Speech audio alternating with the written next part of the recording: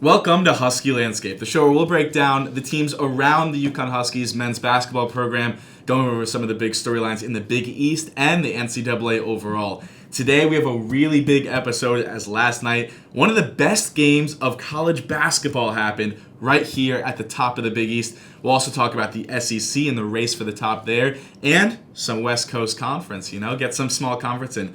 I'm Josh Schlactus, alongside me Richard Prosser and Jordan Rosenthal here. Let's jump right into it. The AP poll has come out for this week, and it's changed up a little bit. We first look at the top of the standings, where Auburn is no longer number one after their loss to Arkansas. Gonzaga kind of takes that spot. Then we have Arizona at 3. Other notable things to point out, though, are the fact that two Big East teams have now jumped into the top 10. Providence listed at 8, Villanova at 10. Other notable situations here are the newcomers to the top 25. Wyoming, out of the Mountain West Conference, kind of makes its debut at 22. Arkansas, after beating Auburn at home, of course, makes it to 23. And Alabama comes in at 25. And, of course, our UConn Huskies sit at 24. Two notable exceptions to that, of course, Seton Hall and Marquette. Sorry, not Seton Hall. Seton Hall was never even close. But Xavier and Marquette fall out. All right, guys, so simple question. What stands out to you guys about this week's rankings? Richard? For me, I got to say Alabama. So, personally, I've been sitting through the J.D. Davison hype train all year. My roommate, that's his favorite college player, and he tells me about him week in and week out. And they finally get the recognition. This team is up and down. They are hot and they are cold. They could beat anybody and they could lose to anybody.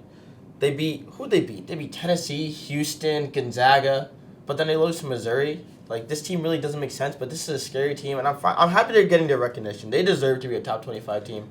They're talented. Jaden Shackelford, he is insane. 17 points a game, 5 rebounds per game. Like, he is a great player, and that's what you need to be good in March. And right now, I think they have a really scary team. Yeah, the SEC has a slew of impressive freshmen. You have J.D. Davidson, Jabari Smith, of course, that we've seen firsthand, and, of course, Ty Washington of Kentucky. But, Jordan, let's get to you. What's your biggest kind of takeaway? For me, it is this week's biggest faller, Houston. They went down 8 spots, 6-14. 2 losses last week, both to in-conference opponents, Memphis and SMU. And I think this team has a lot of flaws. They lost a lot of players from last year. They had a really good team last year. And I think when they get the rematch against both SMU and Memphis, we'll really see what this team could do come March. Yeah, I think that's a good point, especially since Marcus Sasser, their best player, is now out for the year as of like a month ago.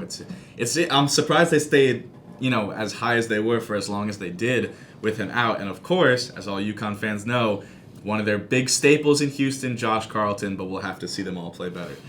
Josh Carlton, man. What a name. Now we're going to move on to the Big East standings. And the Big East standings are interesting. You still have Providence at number 1 even after last night. Villanova at 2 with that 13-3 record. That's, not a full game separating them, but it's close.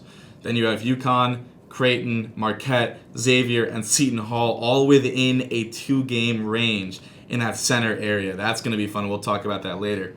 We got Butler, then St. John's, DePaul, and Georgetown. Damn. Jordan, St. John's fell under Butler. That's tough, man. That's tough. But all right, so enough with clowning Jordan. Aside from the top 2, obviously, we'll talk about the top 2 in the next segment. What is your biggest takeaway from the movement in the standings? I'm going to go with Jordan first.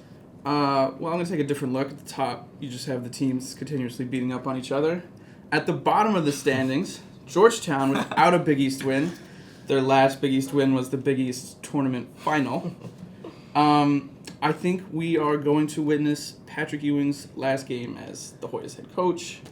Their last chance to get a win is a home game they have against DePaul, which is not an easy team to beat. And I think it's the end of his run at his alma mater. Yeah, DePaul beat Xavier, and now they're playing Georgetown. It's and DePaul, I don't know. I mean, they're 3-11. Georgetown probably is going to get beat by them. It's crazy how things change. But Richard, what's your take? Creighton. Creighton is a fraud team. They beat up on the bottom feeders of the Big East, and they lose to the top. They really do. And I really see them falling. They have a tough schedule. They have to play Providence, Villanova. They have to play UConn. They have to play They had to play so many great. All the top teams, they still have to play again. And who did they beat? They beat Georgetown. They beat St. John's. They beat DePaul. Like they were beating these poor teams at the bottom of the rankings, and that's why they're up so high. So they're gonna close it to their schedule on all the top teams, and that's when they're gonna fall down. Yeah, I mean, obviously one team that Creighton seriously does not have an issue beating is UConn. They've beaten us now four. They're 4-0 in the last 2 years in Big East play. Obviously 3 regular season games and then the Big East semifinal of last year's tournament. This year's team entirely different than last year's team. Entirely different starting fives. All 5 players from last year's team are not on this team anymore. And I think I think we can all agree that they weren't supposed to be 8-5 in Big East play. You make a good point about their schedule, but we'll see how they're able to take those top-level opponents in the future. All right, speaking of top-level opponents, we had a clash of the Big East's top teams. Last night, number 8 Providence hosted number 10 Villanova, and it was a game to see. It was just truly incredible to watch as Villanova beats Providence, but they both score in the 80s. The game was intense, back and forth. The dunk was rocking until the final 20 seconds. It took until the final 20 seconds for Villanova to put Providence away. And of course, big stories of that game. Villanova played an incredible game, shot incredibly well from 3. Gillespie put up near 30 points. Moore put up 20 points. Seeing those 2 go off was crazy, but Providence stayed in it. They just had a really strong, balanced attack, and they did everything well except for shooting the 3, and at the end that cost them. But now that Villanova has won in Providence in the dunk, do you think that they have established themselves as the best team and ended all discussion about who is the best team in the Big East? Richard? Yes, I do. I believe that Villanova is the best team. They have the best roster. They have the best starting 5. They have the best coach. They just sort of ready for it. They're gonna win. I honestly think they're gonna win the Big East. They're gonna win the Big East tournament, and I mean they have gone through ups and downs this year. They have gone through injuries, and they are just such a talented team. And they proved last night going on the road, beating a top 10 opponent. And that's something that can't be ignored. Even though it's Providence, it's hard to wrap our heads around them being a top 10 team nowadays. But I think they are. I think they are ready. I think they're going to make a deep run in March just like they did last year. Jordan? So I don't think there's a far and away best team in this conference. I think any of those top teams could beat any of the other top teams in any game. I think the answer to that question only comes during the Big East tournament. We'll see how these teams match up there. But for now, I would not be able to call them the best team. Yeah, I'll say, for last night, Providence, I think after watching a lot of Providence's games this season, they have looked great, right? They've looked solid, but they've won some lucky games. I think last night was probably, even with a loss, the most impressed I've been with this team all season. They fought tooth and nail with Villanova. They were creating baskets. A.J. Reeves was doing well from mid-range. Nate Watson was dominating down low. Al Durham didn't really put up many points until later in the game, but when clutch time, happened, he took over. And, Nova had too much firepower. I think I agree with you that they're the best team in the conference, Richard. And I think that it's pretty substantial because Colin Gillespie and Justin Moore are just too elite. They may be the best backcourt duo in the country. But I got to say, Providence has deserved their top 10 spot. And it's not something I'd be able to say before this game. Moving on, though, as first place and second place are pretty much locked up in the Big East. But third place is wide open. As I said before, there are 5 teams within 2 games of that third place spot. You have UConn, Creighton, Marquette, Xavier, and Seton Hall in that order of rankings and standings. And obviously the third place spot is important. If you get the third place spot, that is the final spot of the Big East tournament where you play a day 1 team. Meaning it's the final spot where you get a team that's coming off a game from the day before. Tired legs could lead to a little bit of an easier matchup. And of course, of those 5 teams, who do you think has the best chance to snag that third spot, Jordan? So I think that it is Marquette. You talked earlier about Creighton's really difficult schedule coming up. I believe Marquette has the easiest schedule out of those teams. They don't play another ranked Big East opponent. I think their hardest game is Seton Hall. I just think they're in a good position to win. I know they have some recent losses, but that team is really tough, and I think they're able to grab that final third spot. All right, Richard? for me, I don't think anyone sees this coming. I think Seton Hall is going to be able to take it. They have the opponents to where they could jump up. They're playing UConn still. They still, like you said, they have to play Marquette. They have these games where if they win these games, they're going to move up, and then they also have some cupcakes too mixed in there. So I think that Seton Hall, even though they are 2 games behind, they are the farthest down. I think that they have a good chance to move up in the rankings because they have the games in hand where if they take care of business, they can win. Yeah, I mean, you make a good point about both of those teams. Of course, it's funny you picked 2 of the 3 lowest in the standing teams, but as I said, it's 2 games. I'll say this, we all go to UConn. I think UConn has probably the easiest road here, not in terms of opponents, just in terms of the fact that Creighton has an insanely difficult schedule and they have a game on everyone else. What I think they got to do, take 2 or 3 at home this week, and that's the most important thing because then you get Georgetown, then you get DePaul. You got to take 2 out of 3 at home this week, and I think they crack that spot. Of course, only 2 of these 3 teams will get those spots, or I should say only 3 of the 5 teams will get the spots that give them buys past day 1. Obviously, the top 5 Big East teams get buys past day 1, and with Villanova and Providence at 1 and 2, 3, 4, and 5 are open, which means of these 5 teams, 2 of them are falling out. Who do you think those 2 teams are, Richard? I think it's Creighton. Like I said, the schedule is really, really tough for them, and I could just see them falling. And they're a good team. They're a solid team. They're not a great team, but I just don't. I think the schedule is just really what's going to eat them up at the end. What's the second team? If you had to pick. The second team, if I had to pick them not making it, I mean, Xavier's falling, right? I mean, they're not playing great. They are very hard to figure out, I feel like. Like, they could go on weeks where, they made a great run. And then you see they have some losses. You're like, why is that happening? Why would that happen? And it would be hard for me to wrap my head around, like, Xavier falling out. But I think that they would be the other team other than Creighton to get the 7th spot. It's interesting. Both of those teams missing, an elite score on their roster. So that's just interesting to point out. Jordan? Well, I have Seton Hall and Creighton. Xavier, along with Marquette, has a really easy end to their schedule. And these 2 teams have some of the toughest. You said Seton Hall has these games where they could propel them up. I think those same games are going to take them down.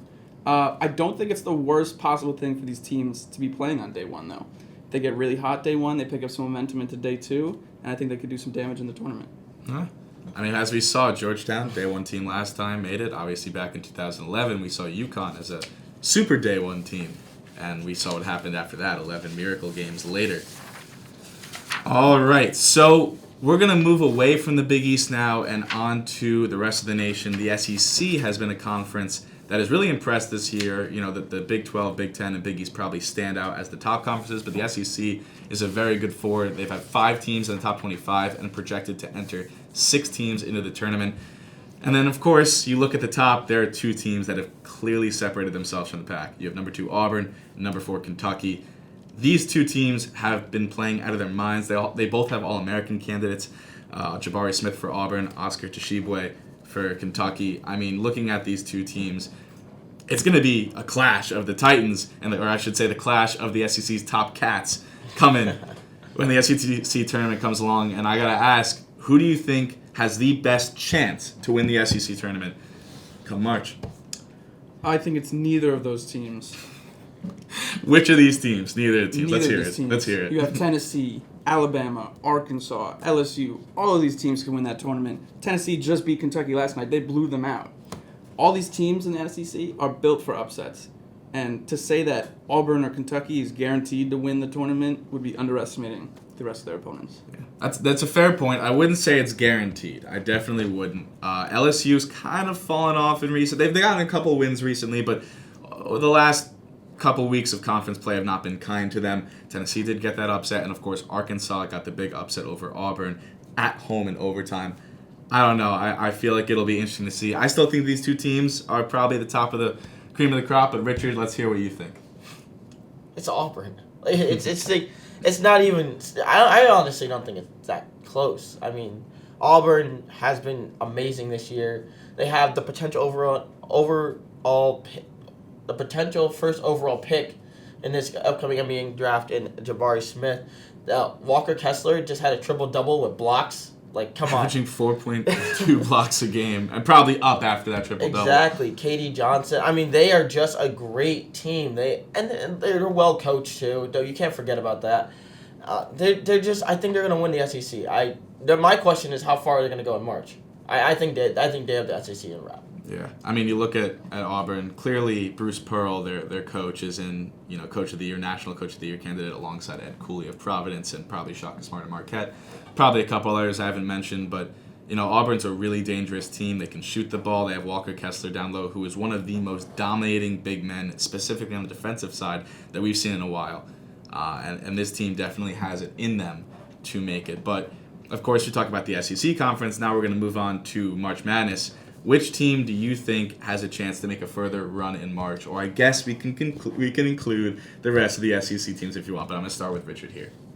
I'm going with a different SEC team for this one, actually. I'm going to go with Alabama. Like I said before, I mean, they can beat anyone, and that's what you need to do in March. You need to be able to play against these top dogs and, beat them, obviously. But them playing against these top teams, they have the experience. They know how to beat really, really good competition. They know how they have to play. And then also, I think them losing in the SEC tournament is not going to be horrible for them. They're going to be able to learn from it. They're going to be able to, refine some things. But I also think they're going to go fairly deep in the tournament, so they're going to be playing these high-intensity games. But it's just a lot of learning for them. And like I said, they beat a lot of good teams, really good teams. They beat Baylor. They beat Gonzaga. They're beating, these great teams. And that's what you need, a special team like that to go deep in March. Yeah, they've also lost to a lot of bad teams. We'll see how that goes. Alabama's a really strong team. They're a really good team. They're just going to be probably one of the most difficult teams to predict come March. I don't know where the community is going to even put them in the bracket. It's crazy. But Jordan, let's hear it. So I'm going to switch it up, and I'm going to go with Auburn.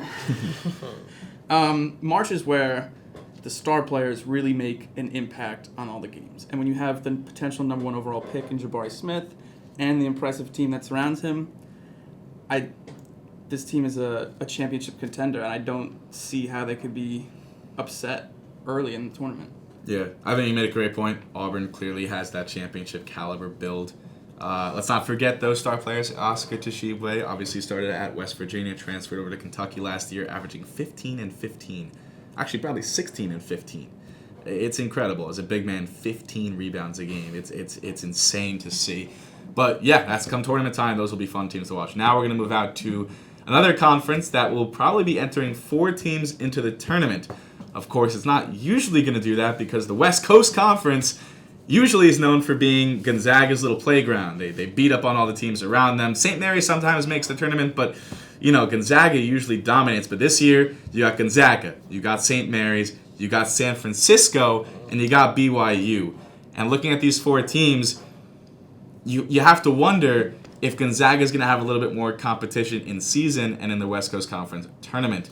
And with that competition usually breeds ground for success in the tournament. So after years and years of Gonzaga getting almost to the pinnacle and not yet making it, do you think these other teams in the West Coast Conference being good will prepare Gonzaga to make that final championship run? Jordan? I do not. I think this has very little impact on Gonzaga. They know what they're doing. They've been doing it for years, decades. They play their brand of basketball. They get to where they want to. And then this year they try to finally finish. Yeah. Well, they haven't finished yet, so we'll see. But yes, that's a good point. Gonzaga, of course, now number 1 in the nation. Richard? I mean, Mark Few is one of the best coaches in college basketball. He is amazing. He is great. I think that this competition is good for them. I think that you need to play, like I've been saying about Alabama, they beat good teams. I think you need to play good teams in order to prepare yourself. You got to be used to playing in close games. Blowing out teams all year is not going to really help you deep in March because you're not going to be blowing out those teams deep in March. So I think that this competition is definitely going to be good for them. And they're going to be, like I said, able to learn. And then Mark Few, like I said, he's a great coach. He's going to be able to make adjustments. I don't think this is going to knock them off in the West Coast Conference. I don't think they're going to lose in their conference tournament or anything like that. But I think they're going to be in close games. Like, I remember last year, the BYU game in their conference tournament, I think that was a really, really big game for them because at the time they were undefeated. And they're like, we're in a close game. How are they going to react? So things like that I feel like are going to be really important to making them go deep in March and finally finish. 'Cause I really want Mark Few to get a championship. He's a good guy, and I think I really do want him to win. Yeah, after years and years of success in March, they still can't get to that pinnacle, that championship.